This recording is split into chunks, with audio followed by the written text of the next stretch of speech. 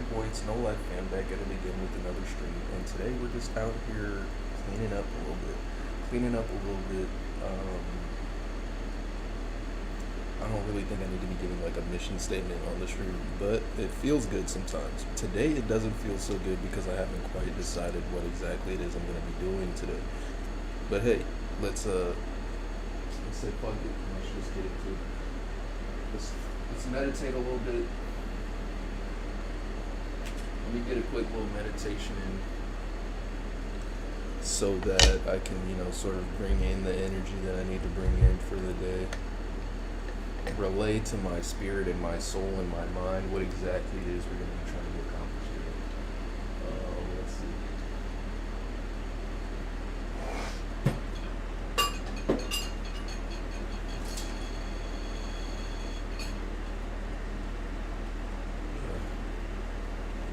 How are y'all doing today?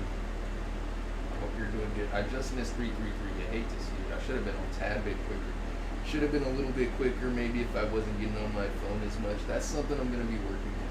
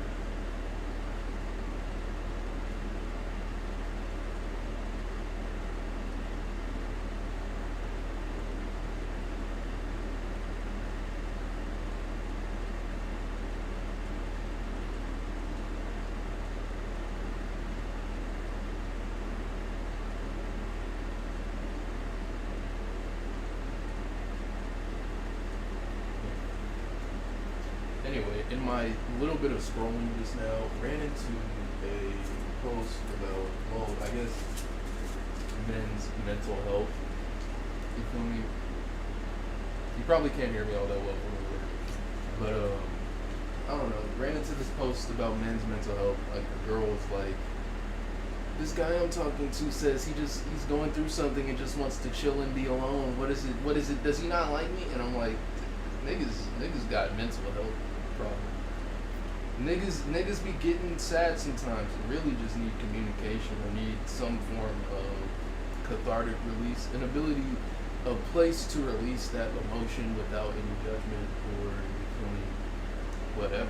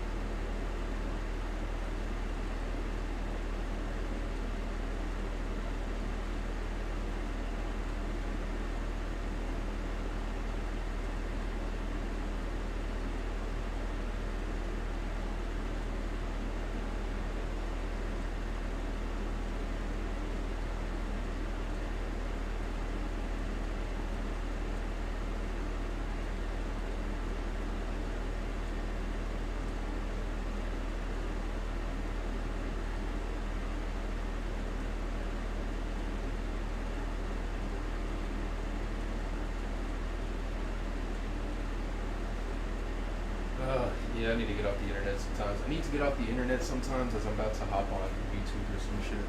about to hop on YouTube. Honestly, what is it that I can do without necessarily connecting to the internet or connecting to the world outside of me, that while using the tools in the world, in my physical reality, to, you feel me, bring me to a better sense, a better state of peace of mind, clarity, joy, focus,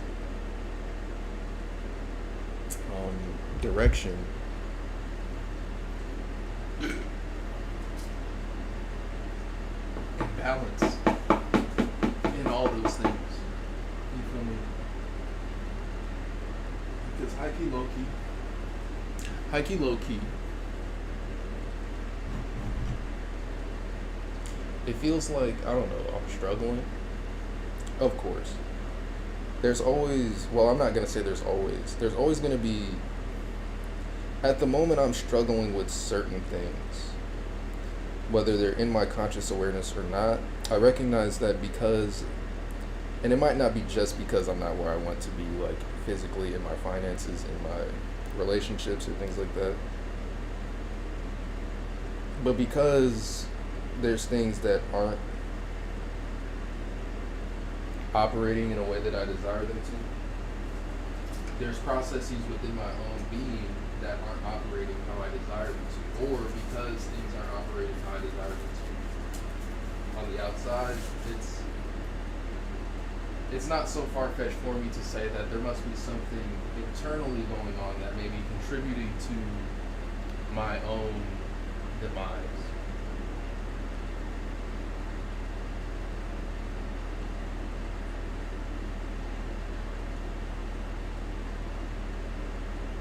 High key, I'd like to remove those as quickly, as efficiently, as still giving love to myself, all parts of myself, and all people, for real. What can I do? What can be done about this? In the sense that,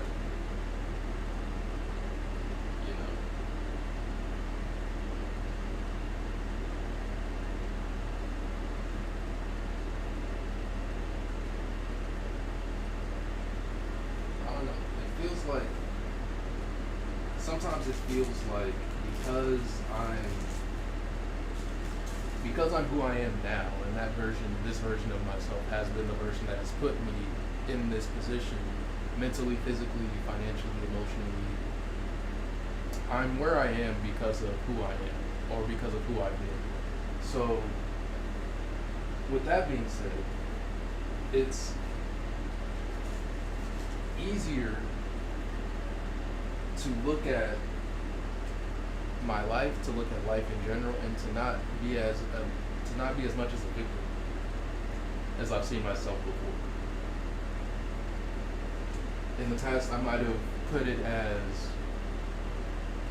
just the circumstances of life have put me in this position, and I'm just living this life just because of how, whatever my parents, whatever people, whatever. And that's not to take away from any of that. And that's not to say that nobody out there can be victimized, or nobody's gone through anything that they can say, like, they can actually be victimized for. Or like, people actually go through terrible things, and I'm not just saying that it's only your mindset that allows you to be a victim. Even though that's sort of true, it's not the most kind thing given certain traumas that people have gone through. So from my experience, for me personally, only correlating any of my wisdom to my own life and my own experience, I no longer get to call myself a victim because I have not truly been victimized. I have not gone through what I consider to be enough to truly blame somebody else for. I've had the wisdom, I've had the clarity, I've had the observation skills to notice certain things and to remove myself from certain places, people, and things, to be at a better state of peace of mind.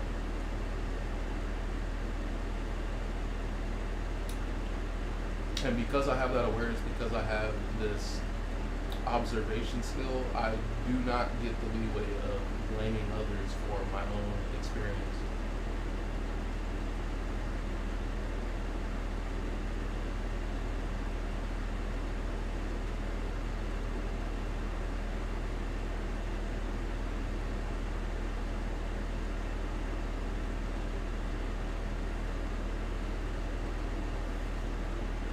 Yeah. 3:44 on the clock.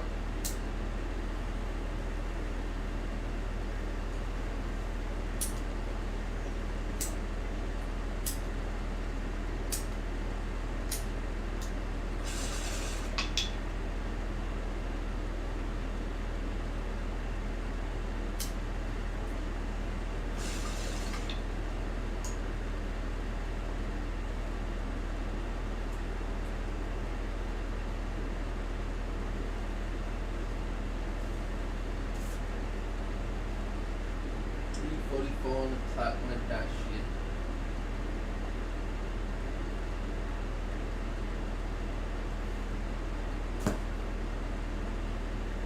Rubik's Cube mode on that bitch, man. The black skin cool.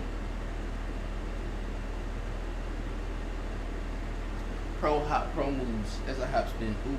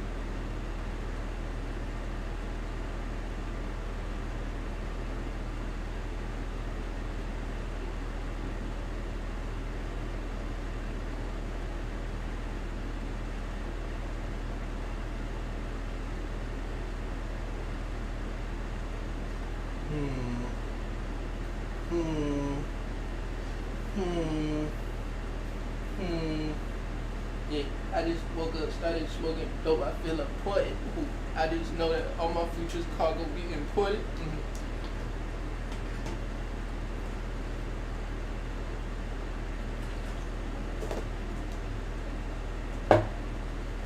This one for the times where all my self-image and shit distorted.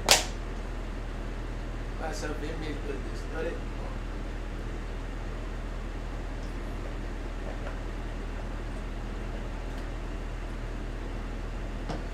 My self-image, like minutes. All the minutes like minutes. Shit ain't good for like 10.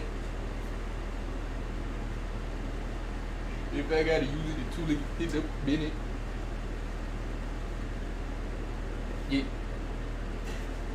What did I do with my controller? Come through feeling like I'm a controller. Like controller.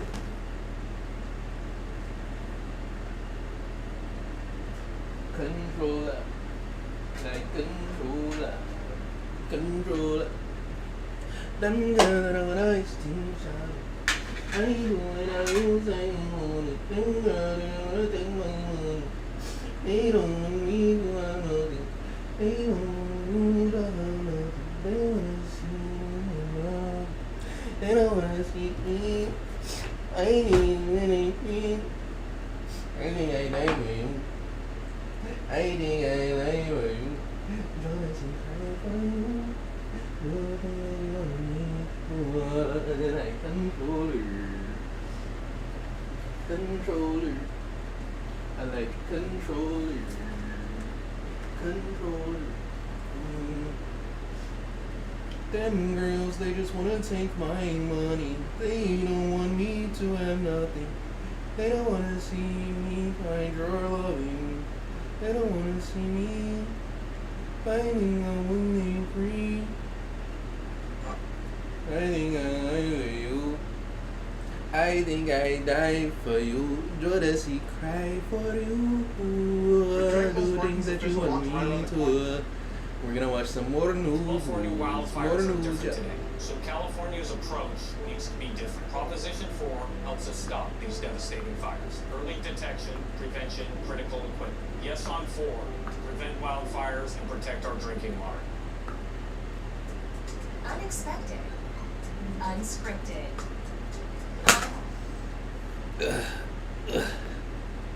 We're watching some more news. They're talking about voting today.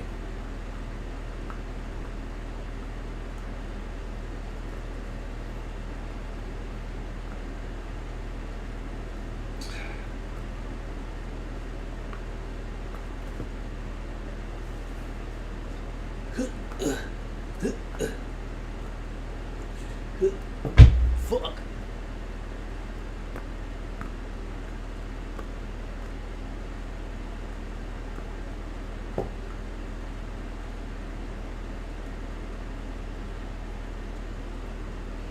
Anyways.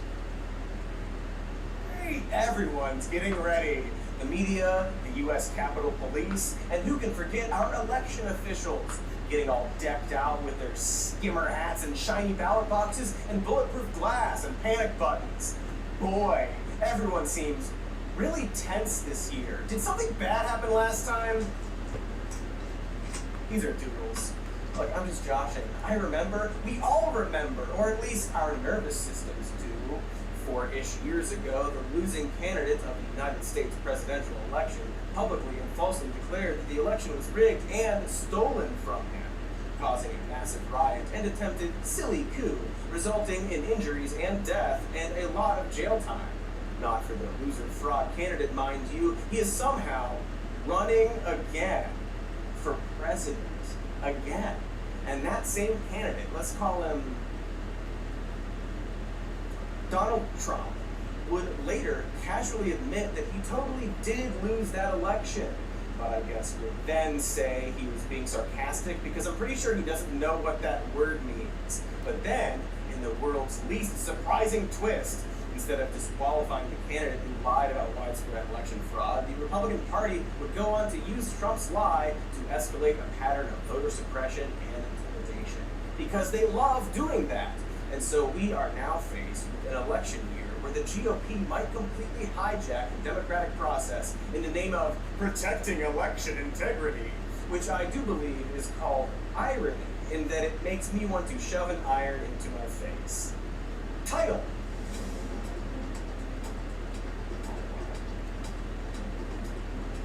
all the fun ways the GOP plans to protect the election. So again, can't stress enough that the GOP, which stands for God, has been attacking voting rights long before Donald Trump's presidential dreams were but a glint in his gawky eye. Ever since the Supreme Court screwed around with the Voting Rights Act, red states have passed nearly 100 laws designed to kneecap the democratic process. Oh, Trump's come basis on, grade bro. over I the need to keep 2020 this off the election floor for that real. allowed Fuck them me. to openly launch a full Damn it. assault, fueled almost entirely on the right-wing fear-mongering of immigration. A massive line of immigrants getting licensed, and they had a tent at a table outside the front door of the DMV registering them to vote. It was all, the signs were in Spanish. It was an obvious Democrat operation on this voting, he said. The reality is, the plan from the beginning, get these people here as fast as possible and get them voting. And I truly believe that the Congresswoman is absolutely right. And most states, only 3 states actually have laws that require proof of citizenship. People who have lived here all of their lives, paid taxes, followed the rules, been good citizens, would find their votes diluted to the point of irrelevance. They're coming to vote! Democrat! Because after all, if you can double up your racist boogeyman talking points, well, that's just efficient storytelling, folks. Immigrants are, according to Republicans, the source of every problem going on right now. They're why you have that canker sore. Without looking, I'm guessing they've blamed the disappointing new Star Wars game on immigration. So this has been a Trump talking point for a while, but of course has ramped up as we near the election. And while this is probably obvious, there's no real evidence of migrants stealing votes actually being a concern for our elections. And the majority of these claims, like that clip we showed about registering immigrants to vote, have been debunked. It's a very tired slice of BS at this point, designed exclusively to harness racist fears. Kind of like saying immigrants are eating your pets. More on that next week. And yet somehow, this lie around election irregularities was given legitimacy, starting when Trump took his case to the Supreme Court, or rather, attempted to. The old scrote had no interest in fast-tracking these cases and ultimately decided to let the state courts deal with them instead. But that decision, of course, came with a single dissent from billionaire-backed, coincidentally friendly with billionaires, judge, and sketchy motor coach enthusiast Clarence Thomas. And since then, we've gotten headlines every year about states enacting more and more voting restrictions. At least 9 states have passed restrictive voting laws in just 2024, with the majority of these laws being punitive measures that make voting needlessly complicated. The narrative being that these new laws are designed to protect us from illegal voting. For example, when Texas removed 1.1 million names from their voter rolls, Texas Governor Greg Abbott credited their 2021 Senate Bill 1, saying, quote, "We will continue to actively safeguard Texans' sacred right to vote while also aggressively protecting our elections from illegal voting." Wowee geez, that is a lot of illegal voters, I do declare. Except, non-wowie geez. Non-wowie geez.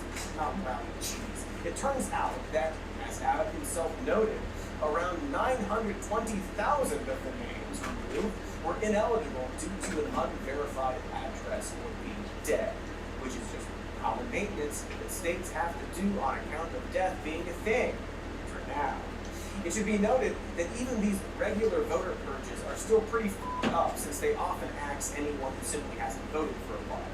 I didn't realize there was a time limit, like a freaking photo bucket account, and so ultimately, of that 1.1 million, only 6,500 were names of people who weren't U.S. citizens, and even that 6,500 number might still be too high.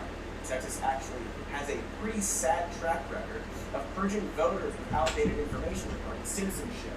This includes one incident in 2019 that erroneously flagged 95,000 people as non-citizens, forcing the Secretary of State to resign, and also a bunch of lawsuits. In other words, Senate Bill 1 didn't really actually do anything previous legislation and protections didn't already do.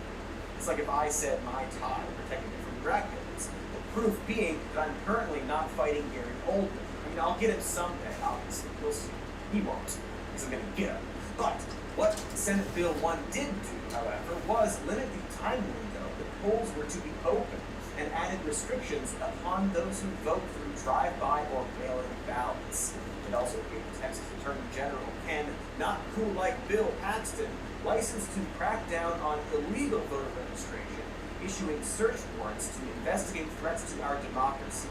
Like this 87-year-old woman. She said officers questioned her for hours, confiscated her phone and computer, and made her wait outside as they searched her home.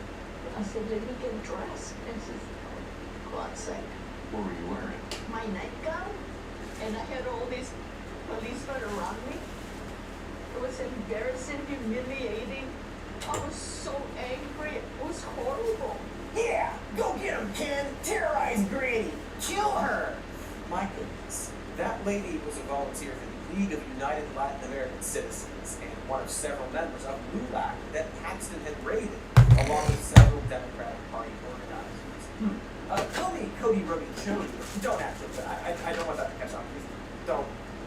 She was like, oh. But it seems like they're just going after their political opponents, and this is kind of a microcosm of this entire quest to, big chubby quotes, protect our elections. They take a problem that doesn't exist and create some new restriction they claim will solve that problem that never existed, while coincidentally targeting Democrat voters with those restrictions, or just voters in general, or rather any voter who might have an ounce of hardship. For example, Idaho passed a law making it a crime to deliver another person's mail-in ballot. This puts unneeded restrictions on the elderly and people with mobility issues, and basically makes it illegal to help someone who can't get to the post office. There is some wiggle room for mail-in votes to be delivered by caregivers, relatives, and postal workers, but the bill also outlaws family members from delivering ballots if they, quote, influence the voter in any way. And like, what the hell does that mean? How is that measured or enforced? And since when is it wrong or illegal to politically influence your family members? Are they going to outlaw Thanksgiving debates with your uncle? Isn't the entire point of elections to politically influence people? Why do they think people put those little signs on their lawns? For the aesthetic? The blue and red cardboard really complements the azaleas? And so ultimately, the only reason to add this restriction is to limit voting for anyone who is disabled or elderly and lives below a certain tax bracket. Every single law is designed to be a bureaucratic hurdle that specifically affects poorer people with less time to navigate the process. Such is the case with Indiana's House Bill 1264, which requires election officials to prepare voter registration info from the Bureau of Motor Vehicles to identify non-citizens. If you get flagged, you have 30 days to prove citizenship or your registration is revoked. And while that sounds reasonable, those BMV records are typically out of date, meaning that if you're one of the 8,000 residents per year that have become a naturalized citizen in the state, your name will still be flagged if those records weren't yet updated, and you'll have to jump through a bunch of hoops to fix it. More like BM records, am I right? Am I right? Bowel movement records. Hoops. Well, the bill also has a proof of residency requirement that puts unnecessary voting hurdles on college students, unhoused, elderly residents that don't have traditional utility bills, not to mention people who literally just moved there. If you've ever moved while poor, you probably know exactly the kind of stress they're adding to you.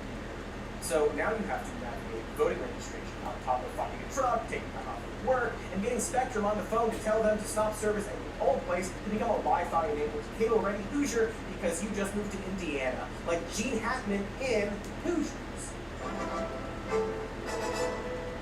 Hoosiers. You love saying it. Hoosiers. Hoosiers. You've probably noticed that a lot of this, coincidentally, restricts college students from voting, like Arizona, which passed legislation that requires proof of citizenship before being able to register to vote. directly impacts students and younger people who don't have state ID.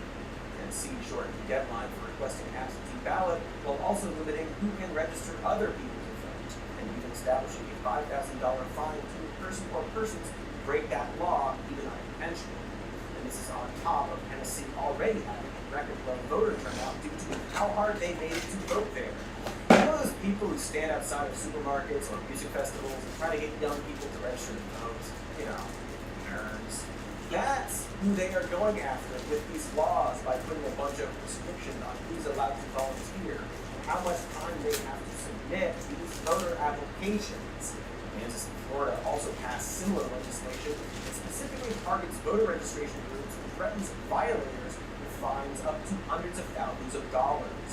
The end result here is just a bunch of legal intimidation of people whose only crime is wanting young people to be excited about voting, which, to be fair, is a gross thing to want. J.D. Vance Mark I, aka Ron DeSantis, J.D. Vantis, this guy, also passed stricter mail-in ballot measures that have decreased mail-in voting requests by half since 2022, from 4.3 million voters to just over 2 million.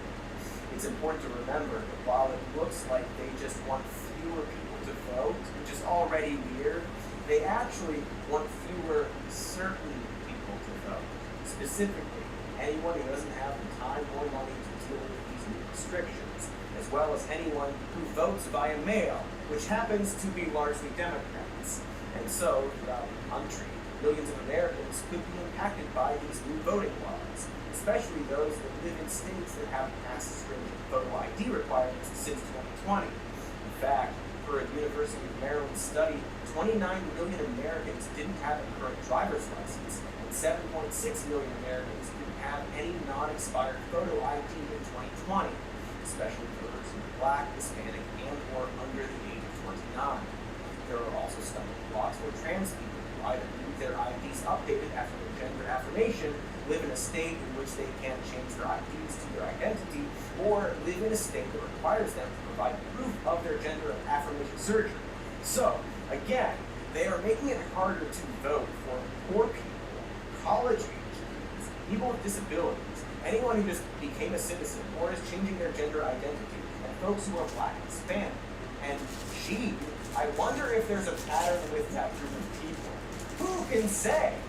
Many people can say, nah, who can say? But the GOP isn't just enacting a bunch of useless laws designed to make voting harder. They're also training thousands of poll watchers to monitor voters on election day, which could further intimidate those waiting in line to vote or election volunteers. They're even recruiting people to observe voting in areas they don't reside in, specifically taking people from suburban right-leaning areas and sticking them in left-leaning cities. Because if a place doesn't vote the way they want, the strategy is to make that place harder to vote in. But we're going to talk more about that after the break, as well as about one specific state that seems to be the central hub for all of their election shenanigans, we'll call them. But first, gobble up these ads, yummy yummy. Yum. Oh, I'm really going to throw those ads. Come on. Hello, ad watchers. It's Katie. As I always say, life is like a old grandma's mystery.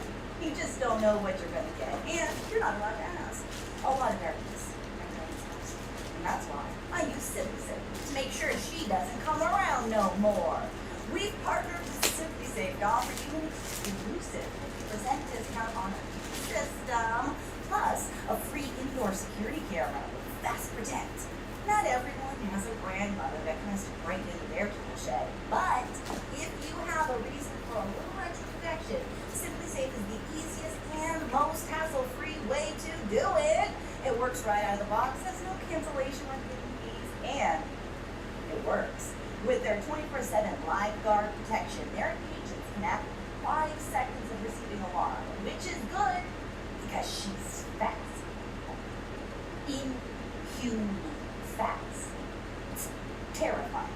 So if you're worried about that life suit or a thieving monster grandma, this is your chance to check out SimpliSafe. In fact, you can check out that exclusive 50% 20% discount on a new system, plus a free indoor security camera with Theft Protect monitoring. All you need to do is visit simplysafe.com/more-news. But the offer is for a limited time only, so be sure to order today. Again, that's simplysafe.com/more-news. There is no safe like SimpliSafe. Woo! It's that time of year when I start to do the Monster Mash. That's where I mash together all the food I have in my house to make an edible paste. Then I eat it like a monster. But the Monster Mash wouldn't be complete without fresh food from Hungry Root. They send you fresh, high-quality groceries directly to your door. Produce, meat, seafood, snacks, sweets, anything you might want to mash. Together, they have. But more than that, Hungry Root will learn your personal health goals and food restrictions and cooking preferences and build an automated but customizable shopping cart for all your MASH needs that week. It's like having your own MASH assistant right there in your computer box. Lately, I've been mashing their braised lemongrass tofu nuggets. Mash it with a little bit of sauce, mash some noodles in there. Oh, delicious Monster Mash indeed. Oh, I can taste it already. Because life is a real graveyard smash sometimes. So why not make things a little easier on yourself? And right now, Hungry Root is offering some more news listeners 40% off your first delivery and free veggies for life of the subscription. Just go to hungryroot.com/more-news to get 40% off your first delivery and get your free veggies. That's hungryroot.com/more-news. Don't forget to use our link so they know we sent you and it can catch on in a flash. Welcome back. Are you full? Did we fill you up with sweet, sweet ads? Good, because we're going to get back to talking about all the ways our upcoming election could be clustermuck or cluster by the new voting restrictions introduced by the GOP. And so far, we've mainly talked about the typical ways Republicans have always screwed elections. They've very often gone after mail-in ballots and college kids and have generally pushed to make it harder and harder for people to vote. But thanks to Trump specifically questioning the integrity of the process and drumming up conspiracy theories around specifically and conveniently battleground states, the GOP has now begun to inject their sticky fingers into the actual process, claiming that they're simply trying to protect election integrity. Kind of like walking into the dressing room of a beauty pageant while claiming you're just inspecting it. And probably the darkest example of this is happening in Georgia, the ass state. Georgia's GOP-controlled state election board passed a new rule that gives board members more discretion and power to delay the certification of election results. This new edict allows county board members to hold up certification by merely saying that they aren't confident with the results. That's it. No discussion or questioning whether the claim is in bad faith. A board member can delay democracy by just saying they don't like the result. Much like when a 5-year-old wants to redo a hand in Uno because they frustratedly don't fully understand numbers, colors, empathy, or even fair play yet. The difference being that you can just shove over a 5-year-old, especially if they don't know your name. Think about that. While these board members are much harder to dislodge, one such member is the unshovable Julie Adams, the regional coordinator for the Election Integrity Network, which was straight up founded for political purposes by an election denier named Rita Mitchell, who even advised Trump when he made this call to Georgia state officials. So, look, all I want to do is this. I just want to find 11,780 votes. So what are we going to do here? But I only need 11,000 votes. Fellas, I need 11,000 votes. Give me a break. And yet Julie, also a local election denier, obviously, and again, a member of an election denier group founded by a Trump advisor, is somehow on the Fulton County Elections Board. Somehow. And it probably comes to no surprise that Julie has already begun to screw with the elections there. Just earlier this year, she refused to certify Georgia primary results on what was essentially a matter of principle, saying that she couldn't accept the results because of vague problems she perceived with the election administration. She also sued Fulton County. She then asked for a bunch of materials she needed to certify.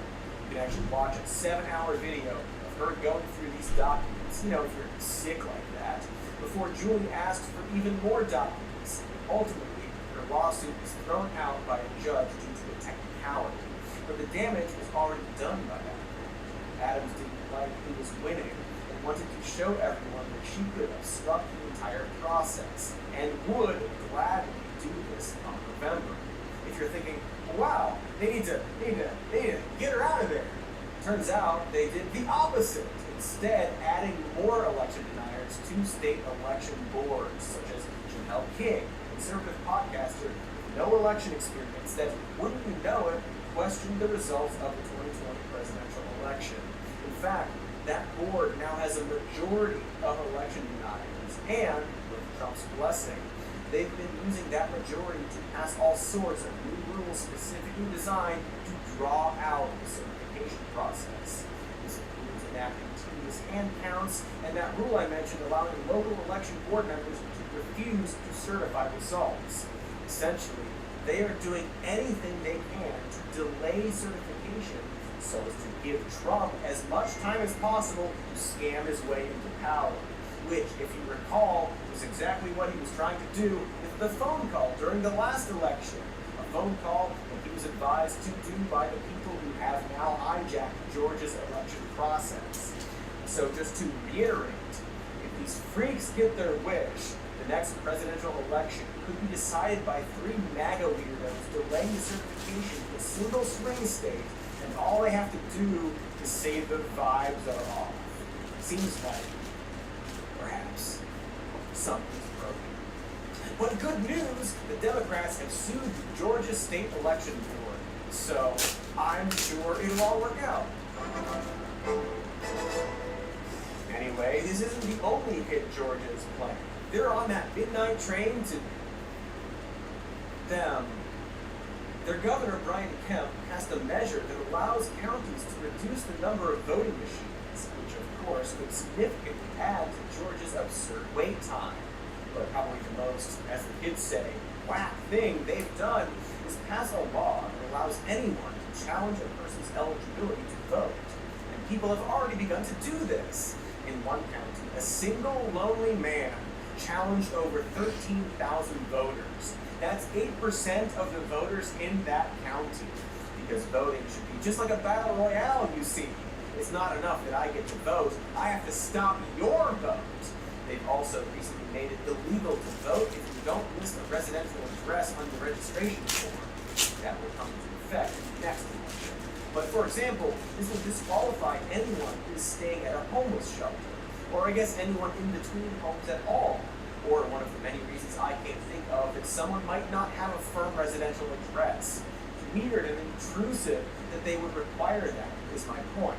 And while Georgia has made it much harder to vote, they've actually made it much easier to unvote. Really seems like they don't want people to vote. Georgia's Secretary of State, Brad Raffensperger, introduced a brand new webpage where you can unregister to vote in just a few clicks online. Rock no vote. You might know him as the guy Trump had the perfect phone call with. No, the other perfect phone call. And also that guy who shows up in every Pixar film. Great, amazing talent. And while it already feels weird for a politician to be focused on unregistering people to vote, what made this page particularly egregious is that, thanks to it being made by politicians, it was super easy to hack. You do still need name, county, and birthday, just to be clear. Now this is where the magic begins. We're going to right-click the driver's license feed. We're going to click Inspect. That opens up a console window. We're going to hit Delete. Just delete it. And then I'm going to click Submit. And voter registration has been canceled. It's as easy as that. What you just saw is someone simply deleting the field that required a driver's license number. Meaning that as long as you know someone's name, county, and date of birth, you could delete anyone's registration. Legal groups have already called for a cease and desist on the website, along with suing the state. While the bug has reportedly been fixed, the damage has been done, as the Office of Georgia's Secretary of State has already confirmed that the web form has been misused. In other words, this entire quest to protect elections has folded in on itself to the point that it's compromising elections instead, which honestly was probably always the plan. Georgia was and will be a vital state in these elections, and so it's extremely insidious and transparent how much attention they are putting into gaining the voting process. It's the prime example of every trick they're trying to pull, and also why we, perhaps, need to completely rethink the electoral process. Or at the very least, I'm just going to throw this out there, ban the entire state of Georgia from voting. Wait, that's a terrible idea. Don't do that. But it's also not the only swing state where election deniers are infiltrating the process, as both Arizona and Nevada are dealing with this too. Election boards are being purposefully filled with MAGA ghouls for the sole purpose of slowing down the certification process in the event of a Trump loss. And even if they aren't on these boards, there's been enough outside pressure to demand that they do needless recounts. In Washoe County, Nevada, one moderate Republican and board member was forced to block the certification of her own victory after being pressured by right-wing election deniers. This push was in part fueled by a wealthy businessman and election denier named Robert Beatles, who has been using his money to fund useless recounts and to harass election officials. It's just one rich dude gopping up the process because he personally doesn't like the outcome. Fortunately, the Washoe County election was ultimately certified after 3 hours of public comments. But holy upper decker shit. This is all obviously because a dress rehearsal for the main event. I just keep coming back to how obvious this all is, and how truly evil it is to use the guise of election integrity to literally do the opposite. In theory, it's good to want fair elections, which is probably why we should absolutely reform our election process. Maybe even get money out of the process, who knows? And while some of these new laws are fairly mundane, they're being used to mask other less mundane laws. Laws that very clearly are specifically designed to make new hurdles for certain people. What the fuck?